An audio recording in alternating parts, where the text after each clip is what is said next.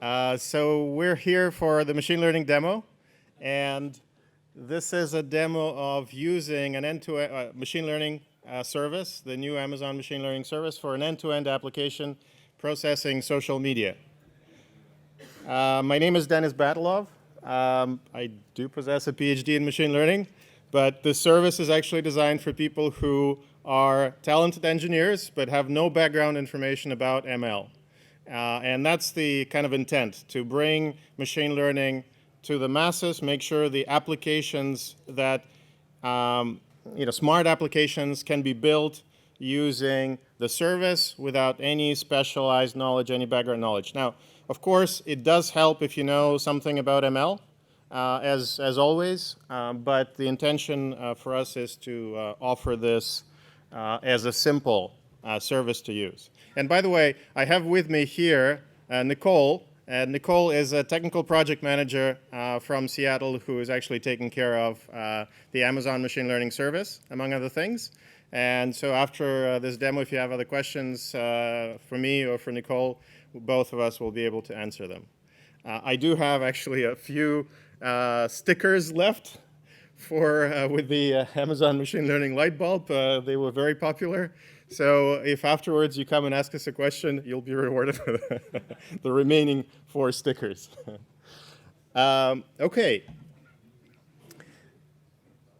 Social media. And you can see my Twitter handle here. A lot of companies nowadays are using social media as a channel of communication with their customers. So customers, of course, complain. Customers also post very happy tweets saying, yes, the service is great, awesome, thank you. Customers also do propose feature requests, for example. It is a communication channel between your customers and the company, right? And for you to be able to communicate with customers, you need to have somebody monitoring this channel. And initially, if the number of tweets is not that much, and of course, tweets, any other social media, right, posts, whatever you may have, it may be sufficient to have a single person to do all of this. But the reality is, at some point, your company hopefully is successful, the Twitter stream increases, and if the tweet comes in the middle of the night reporting some downtime of the service, then you want to react to it quickly. So a single person is not really a scalable approach. You may want to try to automate this in some way, and either detect that this tweet has some actionable information. This is what we're going to do for this demo. Classify tweets and determine if they're actionable or not. Should we do something about them? And then pass them on to a human for further review, further responses, or you may have an even more sophisticated automated system that decides what to do. If this is a feature request, put it in one queue. If it's a complaint, or if it's a reporting of a down service, you want to do something else, right? So, for instance, AWS has its own Twitter handle, AWS Cloud. Here I'm searching for all posts from that mention AWS Cloud, so hence the minus from AWS Cloud. And this is more or less the kind of live set of results. How can we automate processing of this?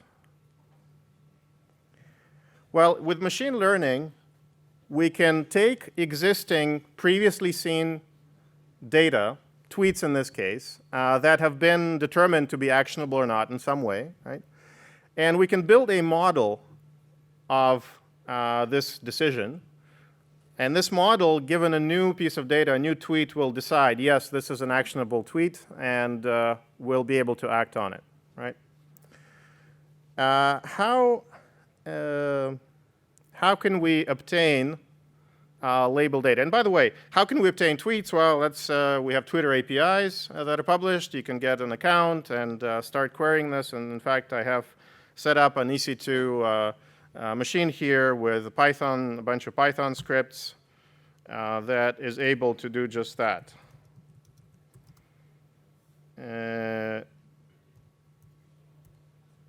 here's a command, for example. You can fetch the tweets and specify the Twitter handle that you would like to read tweets on. And off it goes, trying to download the latest few tweets. So while it's doing that, let's consider how can we label these tweets with a particular class. In this case, we care about actionable versus non-actionable. You may have a history of this saved somewhere, but sometimes in the most general case that's not available. We can have a human look at them, sit down and look at them. But typically to train a model in machine learning, you need to have a lot of data. Or the more data you have, the better in theory. Of course, at some point, if you have too much data, you can overfit the model and it starts doing some bad things for you. But one way for us to label the tweets is utilize a service that Amazon has launched years ago now called Amazon Mechanical Turk. Have you heard of this? Yes. I have here this page. The idea is that, and of course, when it was launched, it was called jokingly artificial intelligence, because we actually have humans performing the tasks. And the idea behind Mechanical Turk is to bring people who are willing to spend a little bit of time and earn a little bit of money as a result to perform the so-called human intelligence tasks, and companies who are willing to pay that money and who are willing to kind of offer these tasks. And so, for instance, I have an account here, and we could look at some of these HITs, human intelligence tasks, that are currently published. And for example, one of them here, I don't know if you can see it. All right, it says classify receipt. Oops. And we can view the task in this category. It's still loading.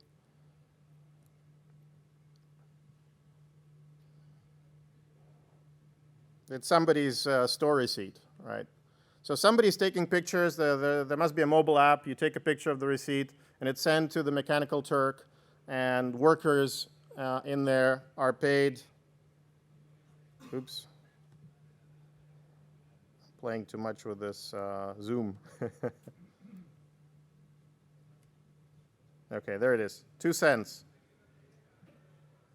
They just need to quickly identify something. And when I worked as a software engineer in Seattle in the Amazon mobile team, we've launched the first iPhone shopping application with a feature called Amazon Remembers.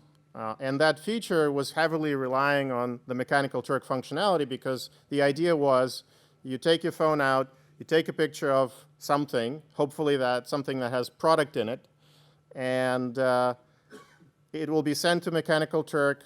Some human would look at that picture and try to identify a corresponding product on Amazon.com, will include a link, and you'll get that product back.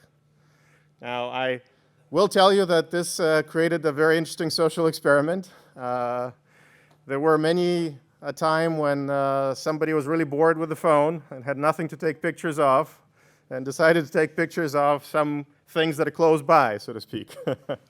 And of course, we also had to, there was a person who was monitoring this. We were trying to take care of the abuse.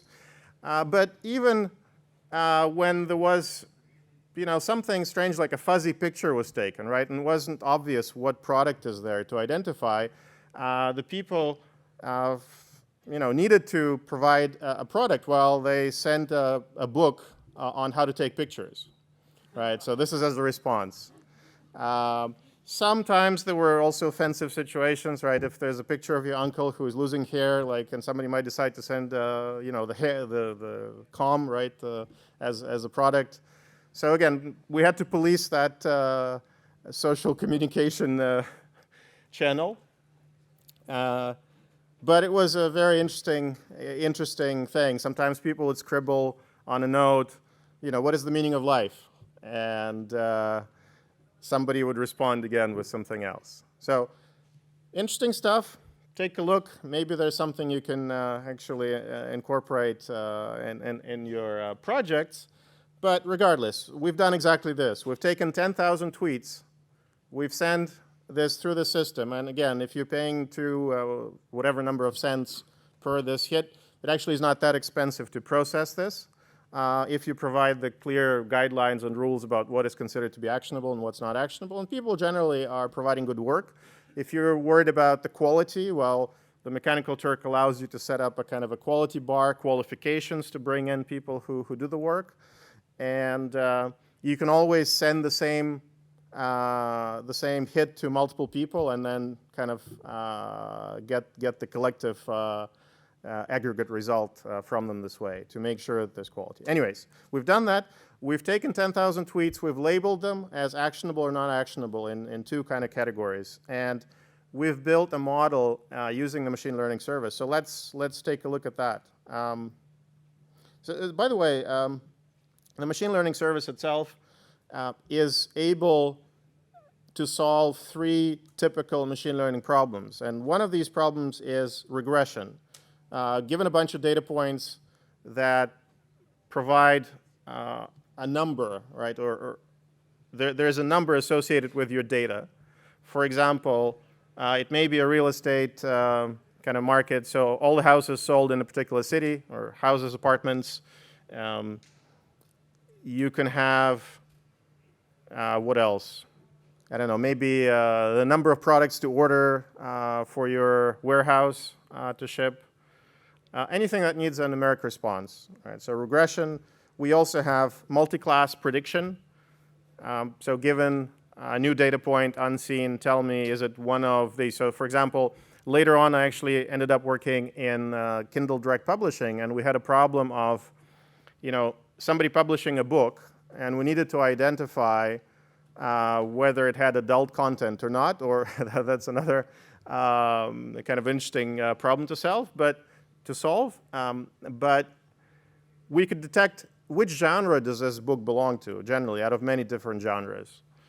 So example of multi-class prediction. And finally, a special case of multi-class prediction is a binary prediction problem, right? Does it belong to one of these two classes? So yes, no. Is this order fraudulent or not, right? And in this case, we're going to say, is this tweet actionable or not?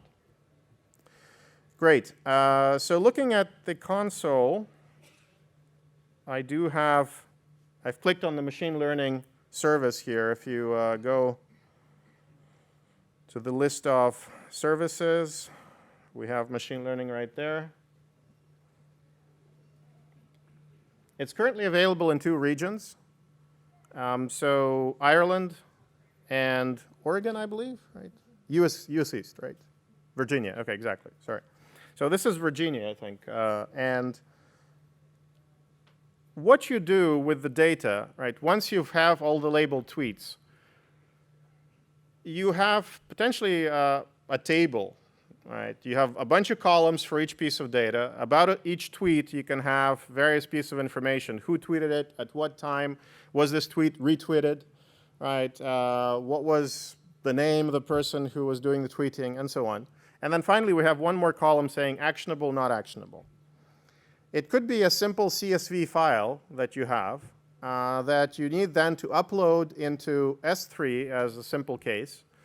And this creates a data source for us. And in fact, over here, if I limit to this to data sources, I have, well, unfortunately, the screen is really not allowing us to see much here at that magnification. But basically, there are two data sources that were set up for me. One is used for training the model, for building the model. And the other one was used for evaluating or testing the model. The idea is that out of the 10,000 tweets that are labeled, you set aside 30% by default. You can change that. And the model would only be built with the 70% of data, and the rest will be used to evaluate how well it actually did the predictions. And this will prove very useful for us later on. But it's literally as simple as uploading a file to S3 and then creating a data source out of the S3 CSV file. In fact, we can look at kind of location. It's in my bucket Dennis B AML data. And if we look at the data source, what are the things that we know about it? Well, it says here percent begin, percent end, so that's the 70% training data set. Once the data set is created, it gives you a bunch of useful statistics about this data. So this tool shows you, right, the distribution of your classes. Most of the 7,000 tweets used for training are actually not actionable, and only 1,000 are actionable. Beyond this, you can look at, well, some basic statistics about the number of attributes, but, whoa. Okay, I think it was this one. You can see the attributes in this data set. So, of course, the training label is the binary value of actionable, not actionable. And that's something we saw. We have several types of columns that are automatically detected. So binary is one, categorical is the other. It's just a label, text label. So was the tweet favorited? And for some reason, it has only one unique value, so that's interesting. We have screen name. And we could see kind of a distribution of these categorical labels. A bunch of them actually are not filled in, so 5,000 of them don't have a value, apparently. Then AWS Cloud is mentioned quite a bit. Major League Baseball, Cloud Expo, NASA. Jeff Barr, you saw his talk today, speech today, so he's tweeting a lot. And so on. Numeric values, and also we saw, I think, another column there, which we see here as well, is correlation to the target. So automatically we can tell how these individual attributes correlate to the ultimate class that we care about. Now, of course, it's not a full story because a combination of these attributes may have sort of its own correlation, but it does give you some indication of how valuable this attribute in the decision making potentially that this model is going to be kind of making for you. And likewise, you can look at distributions. This is in fact not a very interesting distribution because this is the timestamp of a tweet, right? And you can kind of apply different bins to this to see how the data is distributed. But you can see that there's certain, it's a histogram of the times and how frequently we have tweets, and you could see a kind of a daily pattern here emerging, right, that people tweet at certain times more often than at others. And it may be useful to actually apply some, like modify this attribute and say, is it daytime or nighttime, or further subdivide it into more interesting bins, for example, and just the raw attribute by itself. Anyways, there's likewise the text attributes, which is the text of the tweet, for example, and some others like the description and so on. So all of this is done automatically for you. You upload the CSV, the data types are determined for you. You have an opportunity to correct them as you're going through the wizard for creating the data source. And that often is necessary because sometimes the system automatically thinks that this is a text attribute, but in fact it's a category, so you want to correct that. That's just one example. Of course, you also need to specify which is the target attribute, which is the class that you actually would like to train the model on, and so on. Good, so we've looked at the data sources, and now, given a data source, you could just go ahead and say, create me a model from this training and testing data sets, and perform an evaluation using the testing set. Again, I don't want to go through this here in front of you. I've already created the model. That's because it takes more minutes than we have in this demo. So it's usually maybe 10, 15, whatever minutes, depending on how much data you have to actually create a model. So you have to see how it's done. But we already have it. Let's see.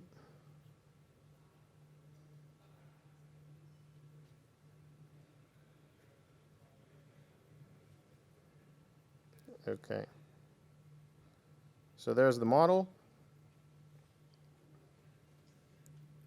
And one thing to note is when you're creating the model, you're not really specifying a lot of information. Remember this whole idea of a simple service? So you don't need to know what is the algorithm that is being used here for creating the model. How do I tweak and tune this algorithm? We're telling you, here's the data source, and you can just choose the defaults, and the system will build a model. And you can look at the resulting model, the evaluation, and decide what to do, whether you may need to invest some more time tweaking the data. There's some tweaks that you can apply, but we're purposefully trying to reduce the number of things that you can do here to make this a simple, straightforward service to use. Because what we're seeing is it's not that easy to find competent data scientists, machine learning experts, at least at present. Maybe in the future this would be more ubiquitous. We'll have this as a kind of a background knowledge across all the graduates from the CS programs, let's say. That's possible. But at present, it's hard to find competent data scientists, hard to hire them. It's hard to find data scientists who are able to translate their algorithms into actual production applications, right, that are scalable and are easy to use. And so the service is solving this problem. Okay, so once we build the model, the system automatically evaluates it and gives you some basic information. In fact, it's probably easier to look at the evaluation directly.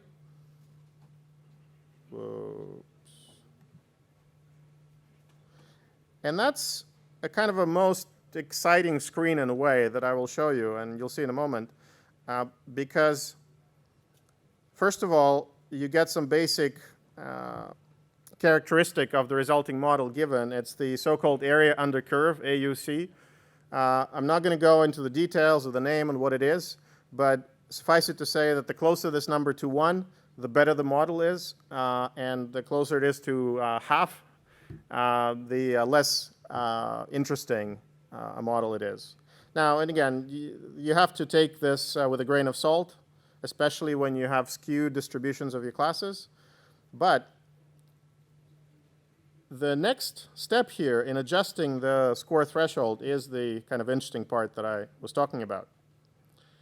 Because once the evaluation is applied to the model, or the model is evaluated, we have collected a lot of data. And one of these pieces of data is this graph.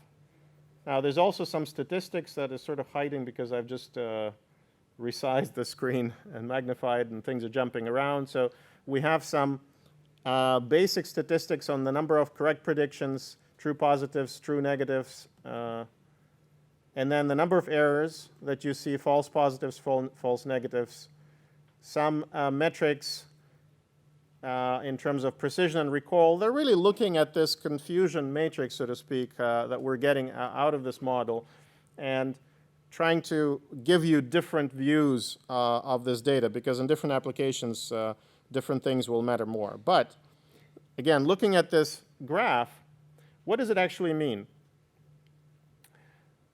So the two, remember, we're doing binary classification, so we have a 0 on one end of the spectrum here, and then 1 is the other label. In our case of tweets, 0 is non-actionable tweets, 1 means an actionable tweet, right? So the algorithm actually gives you a score rather than just a pure label, 0, 1. And then you have an opportunity to set a threshold to determine how it will tell you, is it 0 or 1? Is it actionable or not actionable? And as you're changing this threshold, you see that the types of errors, maybe I should make this a little smaller. But as I'm moving this threshold around, first of all, you notice that the false positives and false negative type of errors are changing. And of course, other statistics are also changing as a result. So what does this all mean? Well, there are two lines in this graph, basically, right? The gray one, the top one, is corresponding to the tweets that are not actionable, and the scores for these tweets. So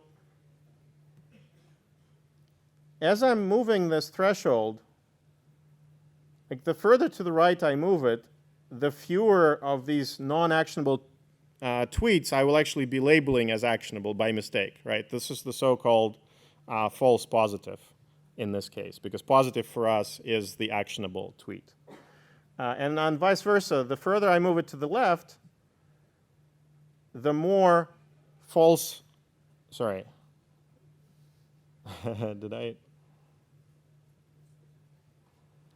So the further I move it to the left,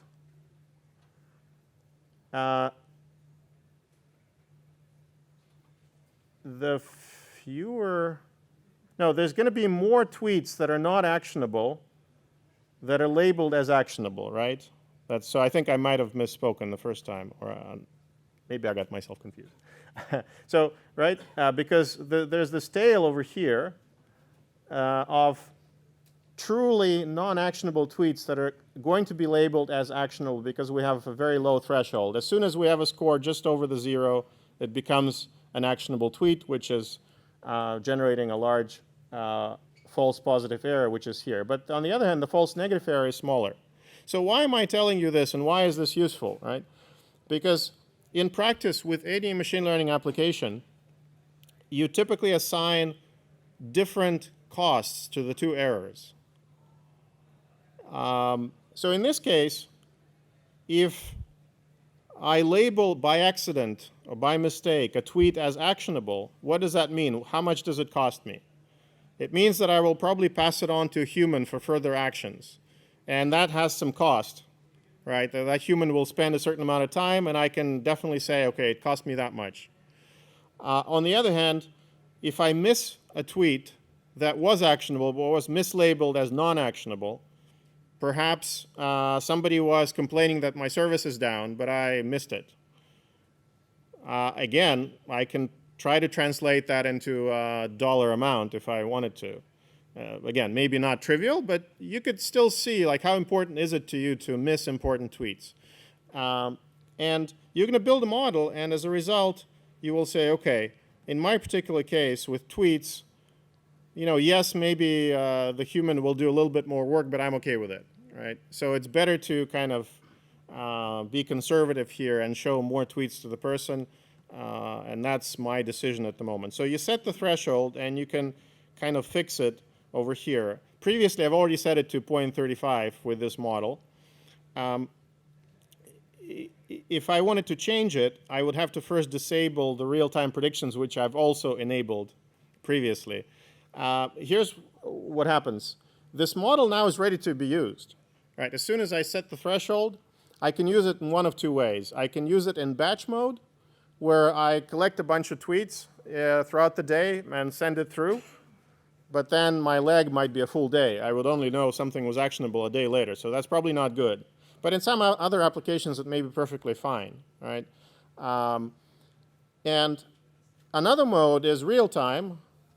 So as soon as the tweet comes in, I would immediately ask the machine learning service, tell me, is this something I should look into? And in that case, this is a much more kind of useful approach. So what I have set up here is kind of an architecture that looks like this.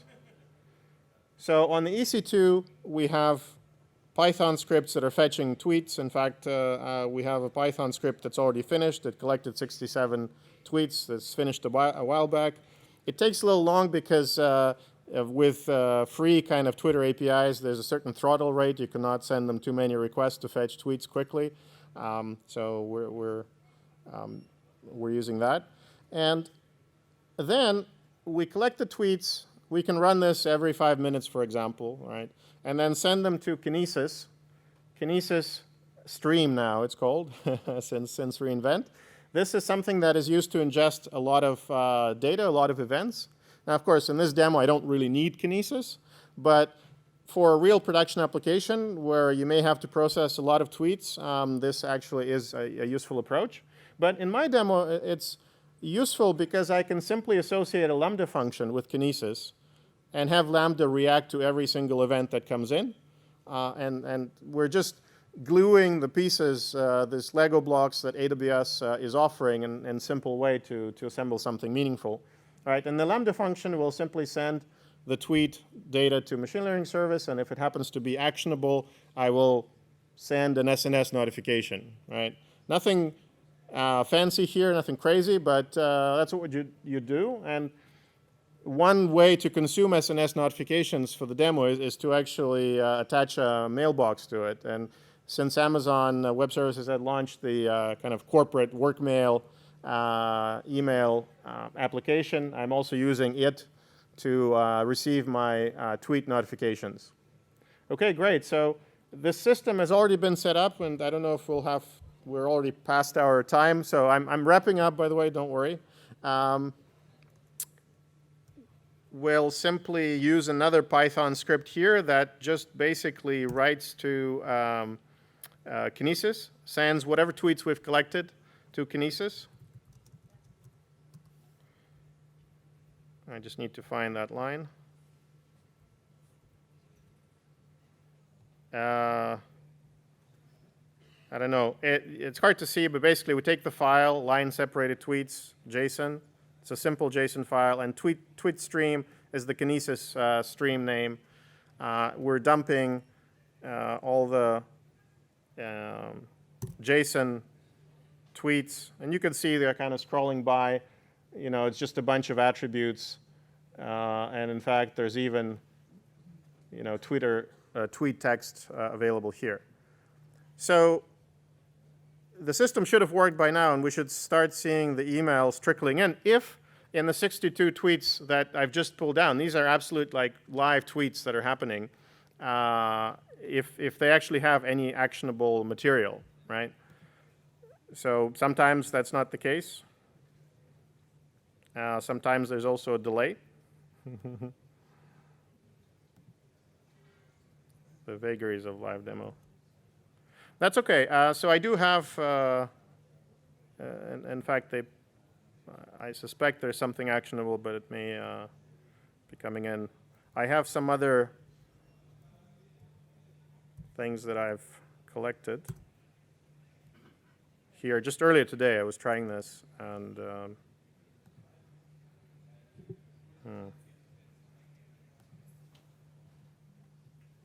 okay, there's one. There's probably more coming in, but we can take a look. So this is just an email coming from SNS. Nothing, again, super crazy here. There's no text of the tweet, but it does include the link to the tweet. And we can open the tweet to see what it is about. OK.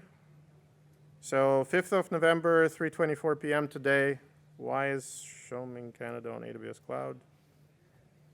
I don't know, but that's that's what people are asking. But you can see how this is actually working. It's a kind of an actionable tweet that you may decide to respond on. There may be some others. I don't know. Maybe not. Whatever. You've seen one example that kind of trickled through. It's something that, in fact, in some cases I've seen by the time I pull the tweet, I see Amazon customer service has already responded to that customer, and it's actually quite cool to see that we have, and this is just literally in the past hour or a couple of hours. So, well, whatever I've shown today as far as the demo, you can actually do yourself. So if you go to the short URL bit.ly AML demo, you'll get this page more or less, and there's a link here to AWS Labs ML samples, and it has all the files necessary, all the instructions on how to set this up, so you can try this yourself. And that's basically it, folks. That's all. Gracias por su atención y participación.